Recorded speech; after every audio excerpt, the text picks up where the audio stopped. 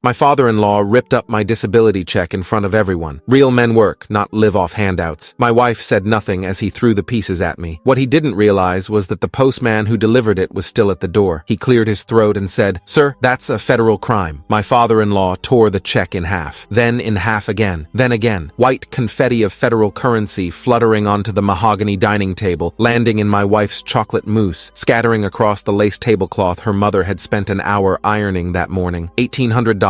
My disability check, the only income keeping me and Lisa afloat while I couldn't work, gone. "This is what I think of handouts," Robert said, his voice carrying across the silent dining room. 12 pairs of eyes watched him throw the scraps at me. They hit my chest. My lap tumbled to the hardwood floor. "Maybe now you'll get off your ass and find real work." I sat there, frozen. Pieces of Social Security Administration, check number 847392614, scattered around me like evidence at a crime scene. That's when Carl spoke. "Sir." Everyone turned. The mailman was still standing in the doorway to the dining room, still holding his leather satchel, still in his blue USPS uniform with 23 years of service pins on the collar. I'd forgotten he was there. "That's a federal crime." I'd been married to Lisa for 4 years. 4 good years, mostly. We'd met at a community college fundraiser where she was volunteering, and I was donating materials from the construction company I worked for. She was beautiful, dark hair, warm smile, the kind of person who made you feel like the most important person in the room. We'd dated for 8 months before I proposed, got married at her parents' church in Tacoma, small ceremony, 50 people. Robert had given a toast about how he was trusting me with his daughter and how I'd better not let her down. I'd promised I wouldn't. The first 3 years were great. I was making decent money as a construction foreman, $58,000 a year plus overtime. We'd saved up for a down payment on a house. We're talking about kids, had plans. Then came November 17th, 2021, the day that changed everything. We were working on a commercial build in downtown Seattle, 7-story office complex. I was on the 3rd floor coordinating a steel beam installation with the crane operator. The rigging failed. A 2-ton I-beam, 20 feet long, swung loose from the crane cable at 2:47 p.m., hit me square in the lower back, drove me into the concrete floor. I remember the sound, like a tree branch snapping, but the branch was my spine. 2 shattered vertebrae, L4 and L5, herniated discs, nerve damage. The orthopedic surgeon, Dr. Patricia Yee, told me I was lucky to walk, that if the beam had hit 6 inches higher, I'd be paralyzed from the waist down. "But you'll never do physical labor again," she'd said. "Your back can't take it. 20 pounds is your max lifting capacity. Anything more risks permanent paralysis." I'd been out of work for 3 years. Workers' comp had covered the surgeries, the physical therapy, the medications. But after 18 months, they'd determined I'd reached maximum medical improvement. Translation: this was as good as I was going to get. So I'd applied for Social Security disability insurance. The process took 14 months. Forms, medical records, 3 separate examinations by Social Security doctors, a hearing before an